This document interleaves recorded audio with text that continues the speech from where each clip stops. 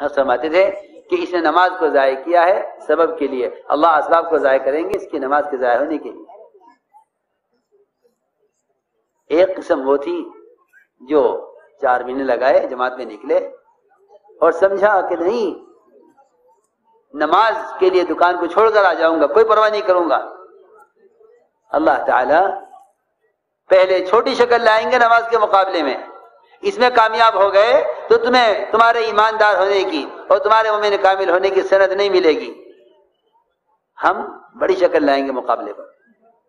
ادھر چل رہے تھے مسیح کی طرف، اچانک کسی نے آ کر کہا کہ وزیر اعظم آپ کے مکان پر آ گئے ہیں، آپ کو فوراً بلا رہے ہیں اسی وقت۔ سمجھتے تھے اگر ایمان اللہ پر ہے اور بادشاہت ساری مخلوق کے مقابلے میں اللہ کی بادشاہت کو تسلیم کیا ہے تو کہے گا کہ ان سے کہہ دو کلمہ پڑھ کر مسجد میں آ جائیں، اور اگر اللہ مطلوب نہیں ہے تو انتظار کریں نماز پڑھ کر آئیں گے۔ سمجھتے تھے اگر دل میں ایمان ہے تو یہ کرے گا، اور اگر دل میں ایمان نہیں ہے تو یہ نماز کو چھوڑ کر وزیر کے کہنے پر آ جائے گا۔ اس کا نماز کو چھوڑ دینا وزیر کے کہنے پر اللہ کی بادشاہت کا انکار کرنا اور اس کے مقابلے میں وزیر کی وزارت کو تسلیم کر لینا ہے۔ ایسے مسلمانوں کو کیوں نہ غیروں کے حوالے کر دیا جائے؟ سیدھی بات میں حضرت کی بات نقل کر رہا ہوں۔ فرماتے تھے کہ مسجد کے دروازے پر پہنچا، پیچھے کسی نے آ کر کہا کہ وزیر اعظم بلا رہے ہیں، کہ کہہ دو وزیر اعظم سے اللہ مطلوب ہے تو کلمہ پڑھ کر مسجد میں آ جائیں، اللہ مطلوب نہیں ہے تو انتظار کریں، ہم نماز پڑھ کر ملاقات کریں گے۔ سمجھتے تھے اگر مسلمان اس پر دنیا پر قدم اٹھا لے، خدا کی قسم آج بھی وہ تمام شکلیں جن کا رعب ان کے دلوں میں ہے اور یہ اللہ تعالیٰ ان کے پیروں میں جھکا کر دکھلاویں گے، ان کی خوشامد کریں گے آ کر۔ ہم نے تو اللہ کے غیر کے مقابلے میں اللہ کے غیر کو اختیار کر لیا ہے، پھر ہمیں اللہ کی ذات سے امید کرنے کا کیا حق ہے؟ اور عجیب بات ہے کہ مسلمان کوشش کر رہا ہے کائنات پر، کوشش کر رہا ہے اسباب پر، اور امید کر رہا ہے اللہ سے، امید کر رہا ہے اللہ سے،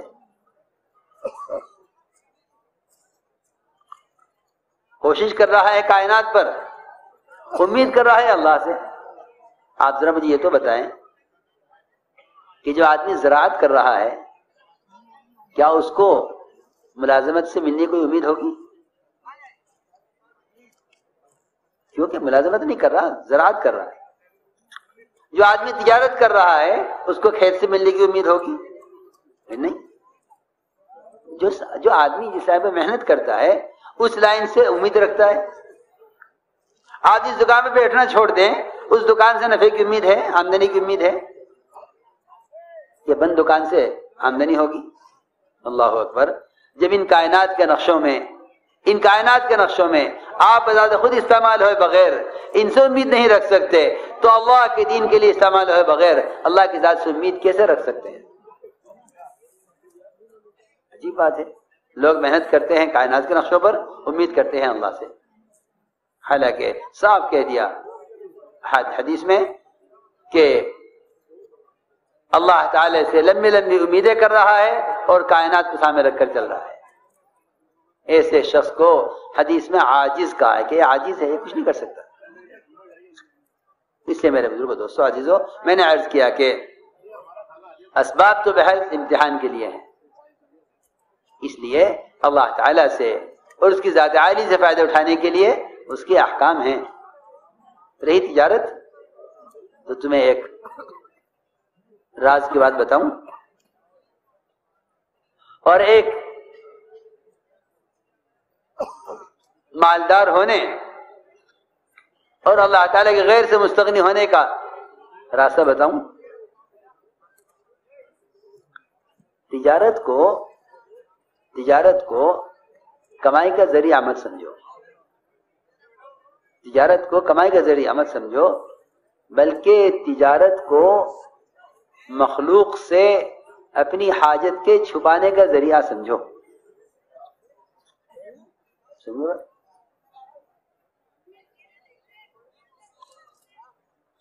میں ضروری بات کر رہا ہوں، غنی ہو جاؤ گے، صرف اتنی نیت کر لو کہ میں جو تجارت کر رہا ہوں میں اللہ سے نفع لینے کے لیے نہیں کر رہا، بلکہ مخلوق سے حاجت کو چھپانے کے لیے کر رہا ہوں۔ کیوں؟ اس لیے کہ صحیح حدیث ہے کہ جو آدمی اپنی حاجت کو مخلوق سے چھپا لیتا ہے اللہ اس کو غنی کر دیتے ہیں۔ جی ہاں، اللہ غنی کر دیں گے، کیوں کہ مخلوق حاجت کو چھپانے کے لیے تجارت کر رہا ہے۔ ورنہ صحیح حدیث میں ہے، صحیح روایت میں ہے کہ جو شخص حلال کمائے بغیر سود کے، بغیر جھوٹ کے، بغیر غبن کے، بغیر دھوکے کے حلال کمائے، لیکن کمانے کا مقصد مالدار بننا اور مالداروں کی فہرست میں آنا اور مال کو بڑھانے کا ارادہ کرنا، فرمایا کہ یہ آدمی حلال اور پاکیزہ مال کما کر بھی قیامت میں اللہ سے اس حال میں ملے گا کہ اللہ اس سے سخت ناراض ہوں گے۔ صحیح حدیث ہے، صحیح روایت ہے۔ کیوں؟ وہ تو حلال کما رہا، پھر یہ وعید کیوں؟ پھر یہ وعید کیوں ہے؟ صرف اس لیے یہ وعید ہے کہ اس کو ابھی مال کمانے کے مقصد کی خبر نہیں ہے کہ تو مال اس لیے کما رہا۔ اسی حدیث کا اگلا ٹکڑا یہ ہے، اسی حدیث کا اگلا ٹکڑا یہ ہے کہ جو شخص حلال کماتا ہے بغیر سود کے، بغیر جھوٹ کے، بغیر غبن کے، بغیر دھوکے کے، بغیر کسی کا حق مارے ہوئے، اپنے گھر والوں کی ضرورت کو پورا کرنے کے لیے، ضرورت ہے، اسے بھی خواہش نہیں ہے، ضرورت، تو وہ اللہ اس حال میں ملے گا کہ اس کا چہرہ 14ویں رات کے چاند کی طرح چمک رہا ہوگا۔ ظاہر بات ہے کہ اس بندے کا چہرہ چمکے گا اللہ کے سامنے جس سے اللہ راضی ہوں گے، ورنہ جن سے اللہ ناراض ہوں گے وجوہہم مسودہ، کہ ان کے چہرے تو سیاہ ہوں گے قیامت میں۔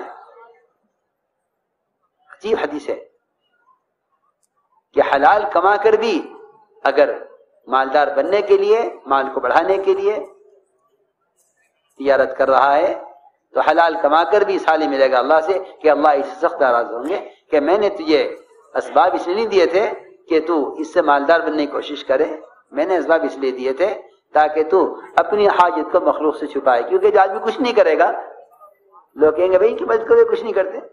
اس لیے آپ دیکھیں گے کہ فقراء جو سوال کرتے ہیں ان کے پاس اتنا مال بھی جمع ہو جائے جس سے وہ بہتر تجارت کر سکیں، لیکن وہ تجارت نہیں کر سکتے۔ کیوں؟ اس لیے کہ ان کے فقر نے ان کے اندر سے کمائی کی صلاحیت کو ختم کر دیا ہے۔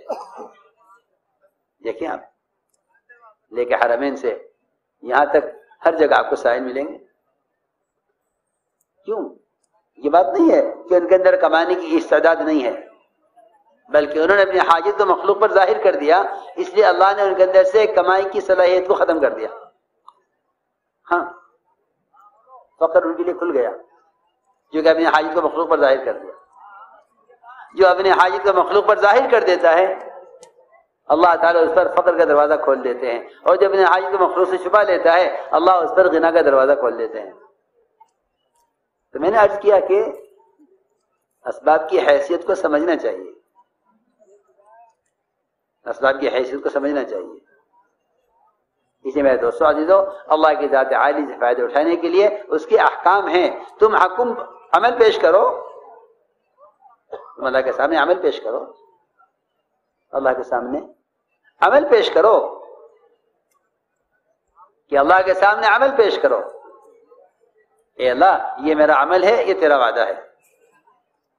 لیکن آپ دیکھیں گے، میں یقین سے کہہ سکتا ہوں یہ بات کہ 100% مسلمان اللہ کے سامنے اپنے اسباب پیش کرتے ہیں۔ اے اللہ یہ میری دکان ہے، تو نفع دینے والا ہے، یہ میرا زمیندارہ ہے، تو غلہ دینے والا ہے۔ دیکھو تو صحیح کتنے تنگ اسباب اور کتنی لامحدود قدرت، اس لامحدود قدرت کو کتنے محدود اور تنگ اور مقید اسباب کے ساتھ باندھ رہا ہے۔ کیا لے گئے اللہ سے؟ کیا لے گئے اللہ سے؟ جس کو بھی دیکھو گے اس کی دعاؤں میں گریہ اور زاری اپنے اسباب کو رکھ کر ہوگی. اگر 2 دکانوں سے ایک رہ گئی ہے تو اس کی دعا میں اور زیادہ اضطراب اور بے چینی ہوگی کہ اللہ 2 دکانیں تھی اب ایک رہ گئی ہے، بس اسی دکان سے کامیاب کر. ہاں نہیں میرے دوستو عزیزو، یہ کائنات کے نقشے اور یہ اسباب اگرچہ حلال کیوں نہ ہوں، یہ اللہ سے لینے کا ذریعہ نہیں ہے. اللہ سے لینے کا ذریعہ اس کے احکام ہیں. اللہ سے لینے کا ذریعہ اس کے احکام ہیں. آپ دیکھیں وہ 3 آدمی جو غار میں پھنسے تھے، ان تینوں میں سے کسی نے اللہ کو ملائکہ سے لے کر کسی جن یا سبب یا کسی دیو تک کا مشورہ نہیں دیا کہ اللہ تو اس کے ذریعے سے چٹان ہٹا دے، بلکہ تینوں نے اپنا عمل پیش کیا.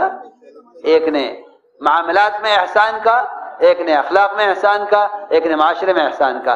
جنہوں نے عمل پیش کیا، اللہ کی شان ان کے ان 3 لائن کے عمل پر چٹان سرکی اور راستہ کھلا اور یہ نکلے باہر.